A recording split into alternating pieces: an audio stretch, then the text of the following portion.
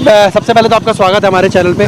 राजेश जी, आखिर में क्या वजह हो रही है कि जिस वजह से सरकारें अब आप लोगों की बात को अनसुना कर रही है और उनके कानों के अंदर जो तेल जाना चाहिए, जो आवाज़ जानी चाहिए, लेकिन नहीं पहुंच पा रही है। सचिवालय पे जहाँ पे दिल्ली पूरी चलती है, आपकी आवाज़ वहाँ से भी नहीं उठ पाई। सर जी, असल में क्या है, एलजी साहब और सीएम साहब पत्थर दिल हो गए हैं। उनके दिल में पत्थर है, हृदय में उनके दिल नहीं है, पत्थर दिल हो गए वो। हमारी आवाज़ वहाँ तक उनके दिल पहुँच नहीं पा रही है। मैं ये कहना चाहता हूँ उनसे कि हमारी आवाज़ सुनो। आज हम पे क्या बीत रही है देखो। मैं भाई साहब बायोडाटा लेके गया इसी कंपनी में, मुझे नौकरी नहीं दी उन्होंने। कह रहे आप 45 साल से ऊपर के हो गए हो।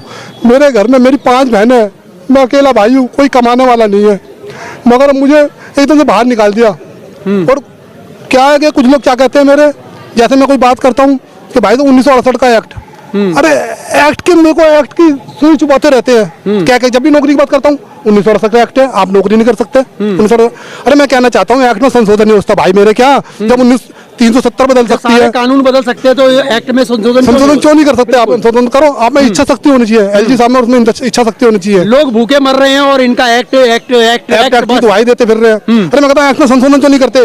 इतनी लाशें 310,792 आदमी की लाशों पे तुम तमाशा देखोगे? हमारा बर्बादी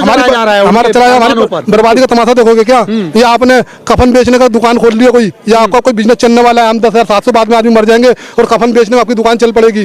या तो मुझे लगता है आप कफन का काम शुरू करने वाले हो। कफन का काम बहुत अच्छा चलेगा एलजी साहब आपका, केजरीवाल साहब आपका बहुत अच्छा काम कर रहे हो। कफन का, कफन बेचने का काम कर लो। आज देख लो मेरी बर्बादी का तमाशा।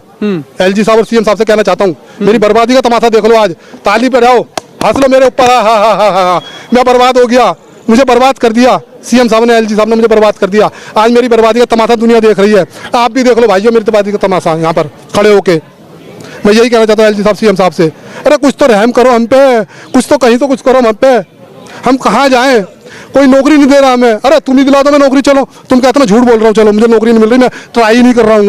अरे आप मेरा हाथ चल के, मेरा हाथ पकड़ के मुझे नौकरी दिलवा दो। चलो कहीं एलजी साहब आप चल दो, आपकी तो बात दुनिया सुनेगी। जब आपका गोल्डन पीरियड था तब तो आपको यहाँ पे रख लिया गया, उसके बाद में जैसे एकदम से हटा दिया तो खत्म। 1 तारीख को मैं नौकरी पे गया हूँ, मैंने नौकरी भी कर ली, 6 से 2 की ड्यूटी कर ली। बाद में मेरे हाथ पकड़े बाहर कर दिया, आप ड्यूटी बनी है, आज से आपकी ड्यूटी खत्म। मैं एकदम से हैरान हो, कहाँ जाऊँ इस उम्र में मैं?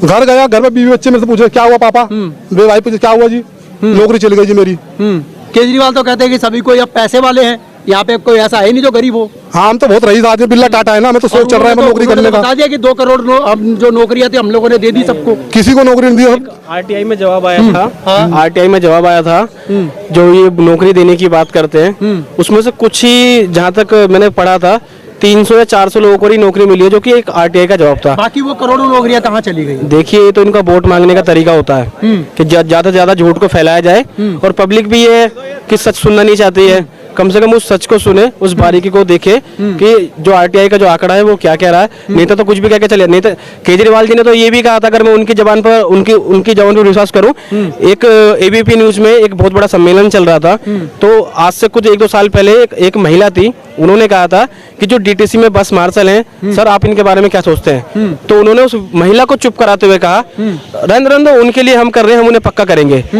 और ऐसे इतने सारे अलग अलग बयान है इनके, जो एक समय पर हमारे फेवर में होते थे। जब हम कोई अच्छा काम करते थे तो स्टेडियम में बुला के सम्मान करते थे ये लोग कि मार्शल ने ये कर दिया, मार्शल ने बच्चों को किडनैप होने से बचाया, मार्शल ने, अगर मार्शल नहीं होता तो एक बहुत बड़ी दुर्घटना बस के अंदर हो सकती थी, है ना? तो वो चीज इन्हें नहीं दिखती है। ये झूठ को कैसे पेश करना है, देखो इनकी राजनीति इन्हें मुबारक। हमारा तो सिंपल से वही 1-2 डिमांड थी कि सर वो दे दीजिए, हमें कुछ नहीं चाहिए।